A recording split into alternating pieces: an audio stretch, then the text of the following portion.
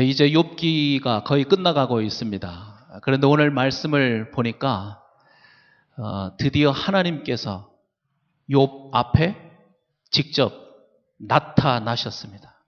직접 나타나셨습니다.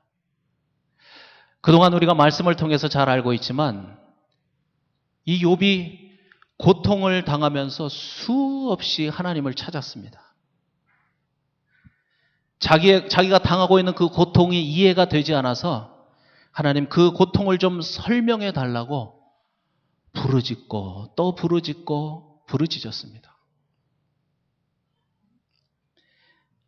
그동안 3명의 친구가 나타나서 이 욥의 질문에 대해서 나름대로 자기들이 가지고 있는 지식을 가지고 얘기를 해주었죠. 그러나 욥은 그들의 말을 받아들일 수가 없었습니다. 오히려 그들의 말이 욥에게는 더 부담이고 더 상처가 되었다고 그렇게 말씀하고 있습니다. 그런데 그들의 그 긴 토론이 끝난 이후에 드디어 하나님께서 그렇게 부르짖던 욥 앞에 직접 폭풍우 가운데 나타나신 것입니다. 여러분, 저는 오늘 말씀의 주제와는 조금 다르지만 꼭 우리가 알아야 될 것이 있습니다. 하나님은 간절히 찾는 자를 만나 주신다고 말씀하십니다. 간절히 찾는 자. 저는 우리 모두가 여러분 한 분 한 분이 욥처럼 하나님을 1대1로 인격적으로 만나는 그런 축복을 누리시기를 바랍니다. 그런데 보면 특별히 많은 사람들이 고난 중에서 하나님을 만나는 것을 봅니다. 그런데 더 정확하게 말하면 사람은 고난 속에 있지 아니하면 하나님을 부르짖지 않습니다. 너무나 평안한 가운데 있을 때 하나님을 부르짖는 사람, 만나기를 원한다고 부르짖는 사람은 그렇게 많지 않습니다. 그래서 대부분 많은 사람들이 고난 중에 하나님을 만났다고 그렇게 고백하는 겁니다. 그런데 여러분, 이 하나님을 만난 기쁨, 하나님을 인격적으로 1대1로 만난 그 기쁨은 이 세상 어떤 것과도 비교할 수 없는 너무나 소중한 경험입니다. 그래서 성경은 고난이 축복이라고 그렇게 말하는 것입니다. 오늘 말씀으로 돌아가서 욥에게 나타나신 하나님께서 욥이 가졌던 그 질문에 대해서 시원하게 대답을 해 주시는 것 같지가 않습니다. 오늘 말씀 2절에 보면 하나님은 오히려 욥에게 질문을 하시죠. 뭐라고 하세요? 무지한 말로 생각을 어둡게 하는 너는 도대체 누구냐?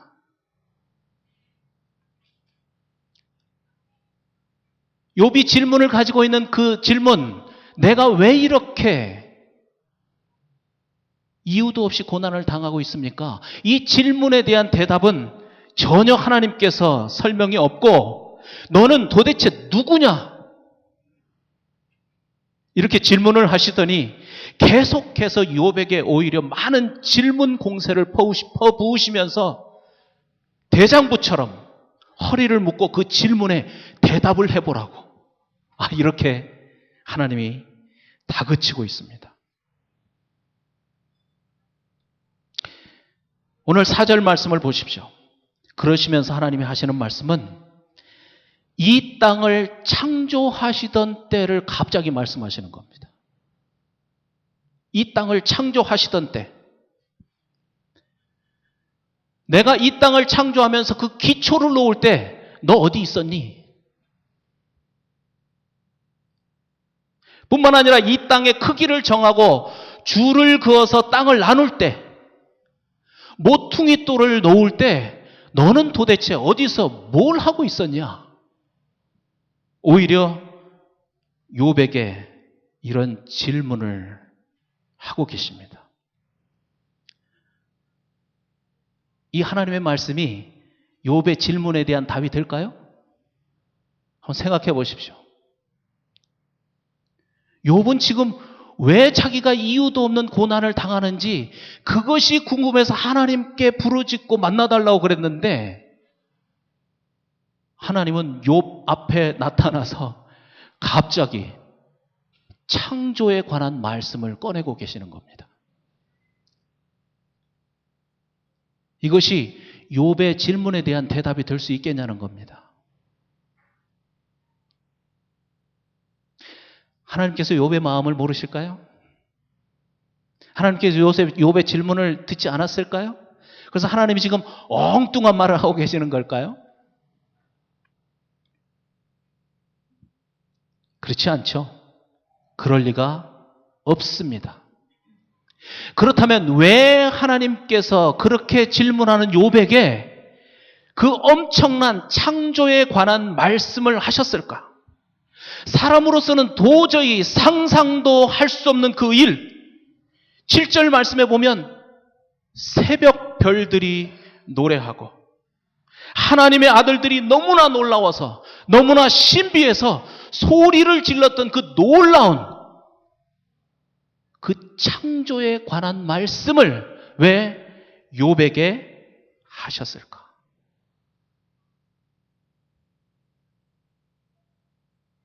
분명한 이 말씀이 욥의 질문에 대한 대답이라는 것입니다. 분명히 그렇게 말씀하신 이유가 있다는 것입니다. 그 이유는 바로 욥이라는 존재가 어떤 존재인가를 말씀하시려는 것입니다. 질문하고 있는 그 욥이라고 하는 존재가 어떤 존재인가? 이 놀라운 일을 행하신 창조주 하나님 앞에서 너는 도대체 누구냐고 질문하시는 겁니다. 욥의 바른 위치를 알려주고 계시는 것입니다. 욥은 천지를 창조하신 하나님 앞에 아무것도 모르는 너무나도 작은 존재라는 것을 하나님은 깨닫게 하시려고 이 창조에 관한 말씀을 지금 하고 계시는 것입니다. 욥은 그 하나님의 말씀의 의도를 알았습니다. 그래서 뒤에 있는 40장 4절 말씀에 보면 보소서 나는 비천하오니, 보소서 나는 비천하오니 무엇이라 주께 대답하오리까? 손으로 입을 가릴 뿐이로소이다. 여러분, 욥이 이렇게 직접 어마어마한 일을 이루신 창조주 하나님을 인격적으로 만나고 자신의 위치를 정확하게 알게 되었습니다. 여러분, 오늘 우리가 이 말씀을 통해서 깨달아야 될 것은 하나님 앞에서 나의 바른 위치를 아는 것이 모든 문제를 해결하는 열쇠라는 것입니다. 특별히 고난이라고 하는 문제를 풀려면 하나님이 어떤 분이신가를 알아야 합니다. 그리고 그 하나님 앞에서 나의 위치는 어떤 위치인가를 알아야 된다는 것입니다. 오늘 말씀에 의하면 하나님은 창조주 하나님이시고 나는 그의 주권적인 역사와 섭리로 살아가는 그런 존재라고 하는 겁니다.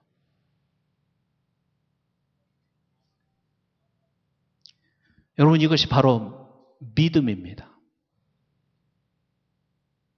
욥은 이제 자신이 당하는 그 고난을 이해하게 되었습니다. 그냥 애매하게 당하는 고난이 아니라 이 고난을 하나님이 알고 계시고 뿐만 아니라 이 고난은 하나님의 계획과 하나님의 섭리 가운데 있다는 것, 그것을 알고 믿게 되었습니다. 자신의 위치를 알게 되었습니다. 즉, 내 인생의 주관자는 하나님이시라는 것을 그가 알게 된 것입니다. 비록 지금 고난을 당하고 있지만 창조주이신 하나님이 이 일을 허락하셨다면 이 고난은 분명한 의미가 있을 것이라는 것을 이제는 욥이 알게 되었습니다.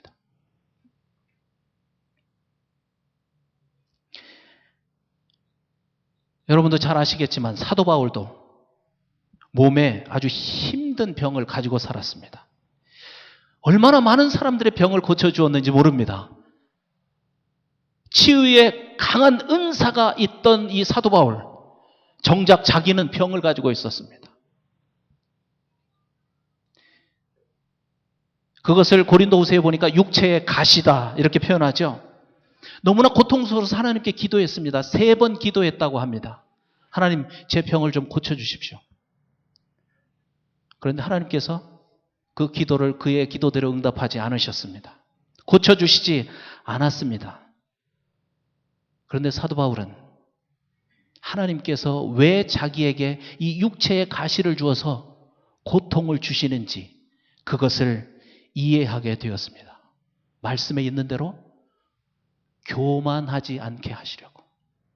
하나님께서 자기를 교만하지 않게 하시려고 이 육체의 가시, 고통을 주셨다는 것을 알게 되었습니다. 깨닫고 믿게 되었습니다.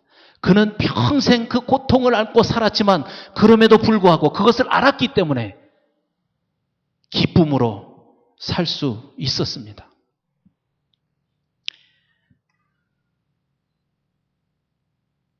여러분, 하나님께서 오늘도 우리에게 질문하십니다. 네가 누구냐? 네가 누구냐? 특별히 고통을 당하고 있는 사람들에게, 특별히 욥처럼 아무 이유도 없이 고통을 당하고 있다고 생각하는 사람들에게 똑같은 질문을 하는 겁니다. 네가 누구냐? 좀 더 구체적으로 말하면 너의 위치가 어디냐?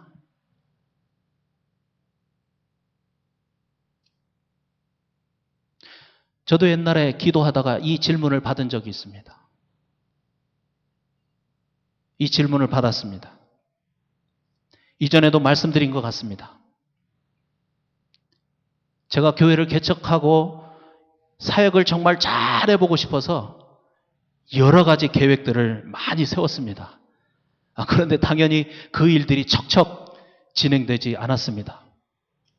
억울한 마음이 들어서 하나님께 엎드려서 기도했습니다.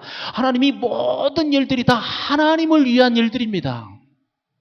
하나님께서 이 계획들을 잘 이루어 주시면 하나님께 영광입니다. 저를 도와주십시오. 제가 계획한 이 모든 일들이 이루어져서 하나님께 영광이 될 수 있도록 하나님 저를 도와주십시오. 교회가 빨리 부흥하면 하나님 좋은 거 아닙니까? 하나님 저를 도와주셔서 제 계획이 이루어지게 하셔서 하나님의 교회를 그렇게 부흥시켜 주십시오. 그렇게 기도했습니다. 그때 하나님께서 저에게 아주 또렷하게 제 마음에 주신 말씀이 있습니다. 영문아, 목회는 내가 너를 도와주는 것이 아니고 네가 나를 도와주는 거야. 왜냐하면 네가 나의 종이니까.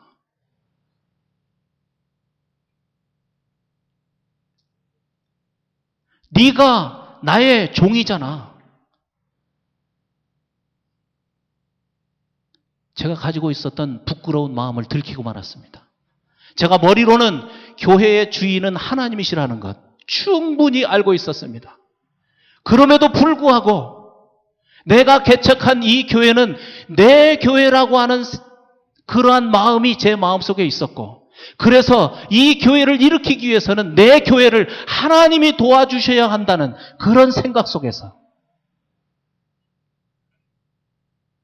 내 계획을 이루어 달라고 하나님께 기도했던 것입니다. 저는 그때 제 위치를 찾았습니다. 기쁨의 강은 하나님의 교회이고 나는 하나님의 목회를 돕는 종이라는 그 위치를 제가 찾게 된 것입니다. 그래서 지금은 그렇게 기도하지 않습니다. 내가 세운 계획을 이루어 달라고 기도하지 않습니다. 하나님, 제가 하나님의 교회를 위해서 무엇을 했으면 좋을까요?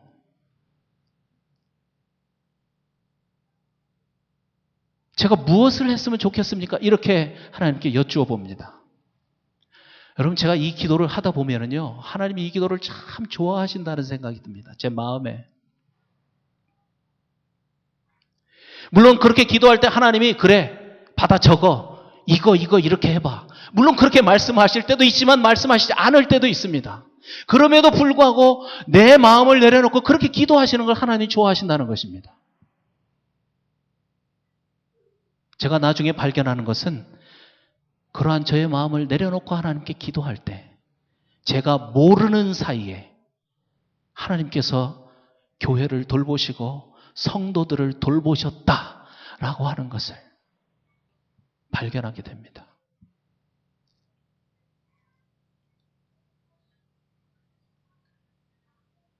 여러분이 하나님의 종입니까?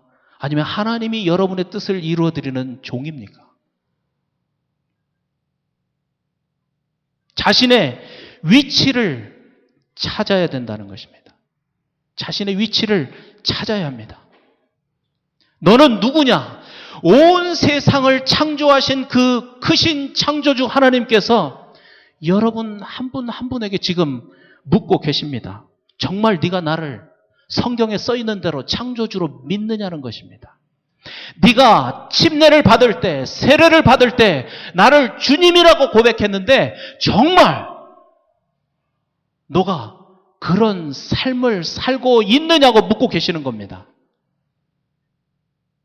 내가 너의 종이 아니라 네가 나의 종이라는 것을 알고 그렇게 기도하고 있느냐고 물으시는 것입니다. 그래서 네가 설사 고난 중에 있다 하더라도 너와 함께 있는 것을 네가 아느냐고 그렇게 묻고 계십니다. 그래서 내가 너와 함께 하고 있기 때문에 지금 당한 고난이 오히려 너에게 큰 유익이 될 것이라고 말씀하고 계시는 것입니다.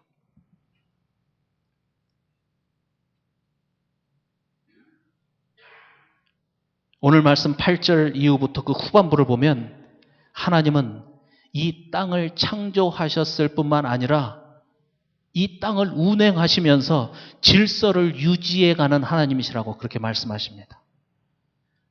말씀의 내용이 이렇습니다. 그 출렁이는 무서운 바다의 한계를 정하시고 바닷물이 육지를 덮지 못하도록 하셨습니다. 해를 명하여서 새 아침이 밝아오게 하셨습니다. 땅을 도장 찍힌 진흙처럼 굴곡이 있게 하시고 무늬가 있는 옷처럼 아름답게 만드셨습니다. 여러분, 날씨 맑은 날 비행기를 타고 높은 곳에 올라가 보면 이 말씀이 정말 실감이 날 겁니다. 여러분, 이처럼 하나님은 이 땅을 창조하셨을 뿐만 아니라 이 세상을 질서 있게 운행해 가시는 하나님이십니다. 오직 하나님만, 창조주 하나님만 이 세상을 이렇게 제대로 질서 있게 운행해 가실 수 있습니다. 그 지혜를 인간이 다 이해할 수 없습니다. 하나님의 이 지혜로우신 섭리, 하나님 인간의 이성 밖에 있습니다. 도저히 0.1%도 이해할 수 없습니다. 하나님이 또 질문하십니다. 16절에 보면 네가 바다의 근원에 가보았느냐? 깊은 물 밑에 걸어보았느냐?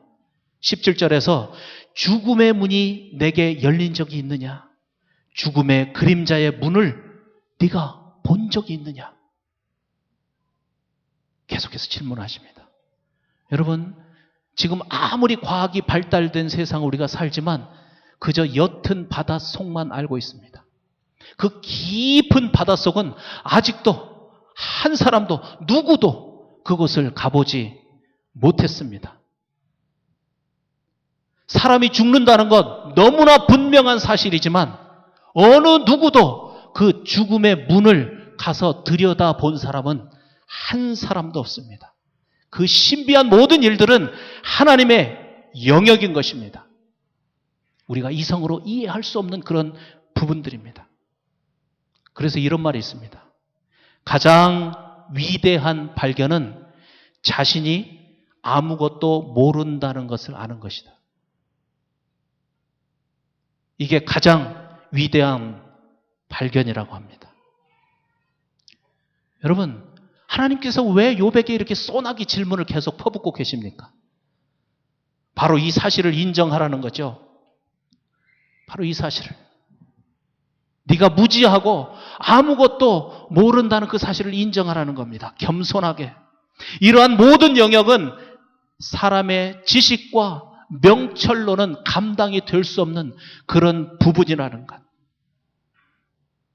그래서 인간과 하나님은 본질적으로 차이가 있다는 것. 그것을 인정하라는 것입니다. 그래서 결국 욥이 질문하는 모든 문제들도, 자기가 가지고 있는 그 모든 문제들도 모두 다 창조주 하나님의 지혜와 권능 속에 속한 일이라는 것, 그것을 인정하고 믿으라는 것입니다. 그런데 여러분, 너무나 놀라운 사실은 이 하나님의 엄청난 지혜와 모든 권능을 사람을 위해서 사용하신다는 겁니다. 사람을 위해서.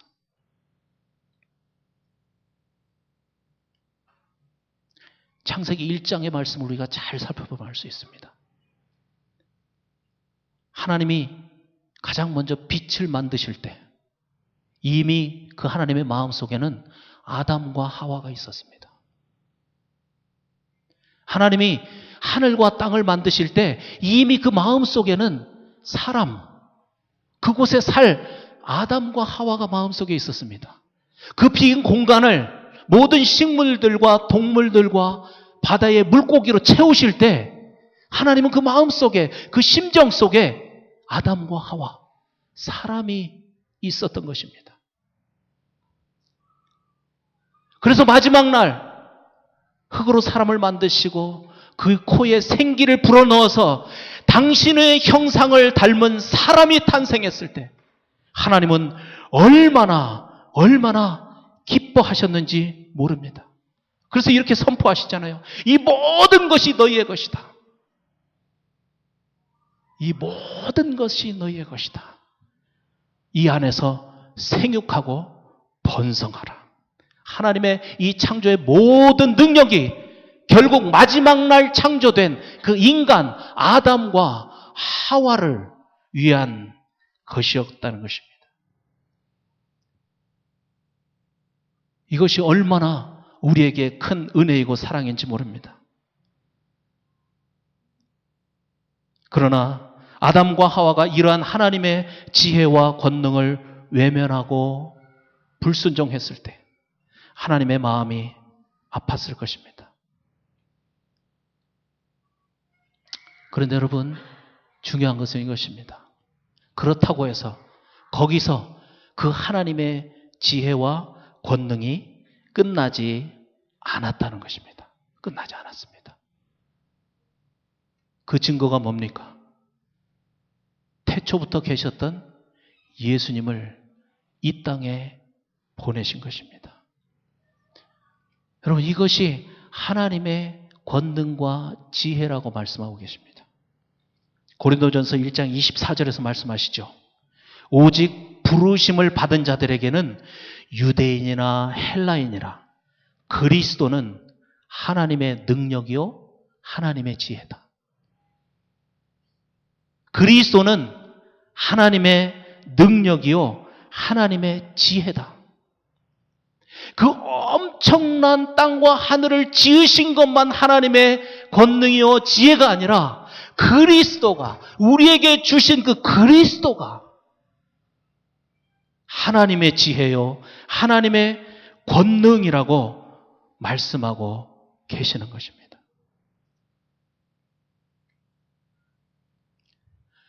천지를 창조하실 때부터 나타난 사람을 향하신 하나님의 그 뜨거운 관심과 사랑이 예수 그리스도를 나에게 보내시는 그 지혜로 나타나게 된 것입니다.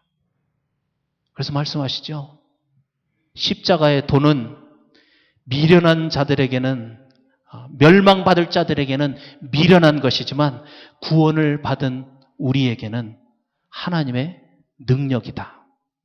18절에서 이렇게 얘기하고 있습니다. 여러분, 그리스도, 십자가의 도, 십자가를 통해서 구원 얻는 그 복음은 하나님의 능력이고 하나님의 지혜입니다. 그래서 하나님을 모르는 사람, 십자가를 봐도 아무런 감동이 없습니다. 오히려 구원을 받았다고 기뻐하는 사람들을 보면서 저런 미련한 사람들, 뭐가 저렇게 좋아? 비웃습니다. 그런데 다시 한번 말씀드립니다. 십자가의 도는, 그리스도는 하나님의 지혜와 권능이라는 걸 알아야 합니다. 내가 계산해서, 내가 열심히 탐구하고 연구해서 얻는 그런 지혜가 아니라는 거죠. 그래서 만약에 우리가 십자가의 도, 예수 그리스도를 믿게 되었다면 이것은 전적으로 하나님의 은혜라고 성경은 말하는 겁니다. 그것은 전적으로 하나님의 긍휼하심 때문입니다. 그것이 바로 하나님의 사랑이라고 성경이 말씀하고 계시는 겁니다. 하나님의 도를 믿어서 하나님의 자녀가 된 우리에게 하나님께서 오늘 이 말씀을 주십니다. 마지막으로 로마서 8장 32절에 있는 말씀입니다.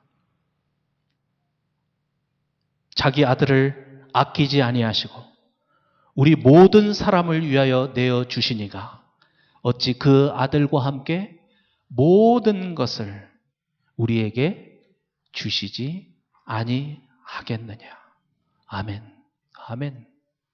여러분, 하나님은 그의 지혜와 능력으로 예수 그리스도를 통하여 우리를 구원하시는 지혜가 있으실 뿐만 아니라 구원한 자를 인도해 가시는 능력과 지혜가 있으신 하나님이십니다. 그것을 우리가 믿고 인정해야 합니다. 오늘 말씀을 정리하겠습니다. 하나님이 오늘 우리에게 물으십니다. 네가 누구냐? 여러분 이제 설교를 다 들으셨는데 뭐라고 대답하시겠습니까? 지금 여러분에게 네가 누구냐고 그렇게 물으시면 여러분 무엇이라고 대답하시겠습니까? 욥처럼 온갖 환난과 힘든 일과 고난을 다 겪은 다음에 대답하시겠습니까? 그 욥을 통해서 이미 하나님이 우리에게 가르쳐 주셨습니다. 이제 우리는 그분께 대답할 말이 생겼습니다. 하나님, 저는 너무나도 작고 비천한 종입니다. 그것이 저의 위치입니다. 주님이 없이는 저는 한 발짝도 움직일 수 없는, 제대로 걸을 수 없는 그런 주의 종입니다. 이런 고백이 우리의 입에서 나와야 합니다. 그러나 하나님께서 권능과 지혜로 십자가를 통해서 구원하신 하나님의 자녀입니다. 하나님이 너는 누구냐고 물으실 때 우리는 믿음으로 이렇게 고백해야 합니다. 주님, 이제는 종에게 말씀하여 주시옵소서. 제가 듣고 주님의 뜻을 따르겠습니다. 그러한 낮은 자의 자세로 하나님 앞에 엎드리는 여러분들이 되시기를 바랍니다. 이것이 바로 하나님께 영광을 돌리는 삶입니다. 그런 삶을 살 때 어떻게 보면 인간적으로는 화려한 그런 삶이 되지 않을지는 모르지만 바로 그러한 삶을 하나님께서 기쁨으로 충만케 하신다는 것, 그것을 믿으시기를 바랍니다. 아멘. 우리 일어나서 함께 기도하시겠습니다.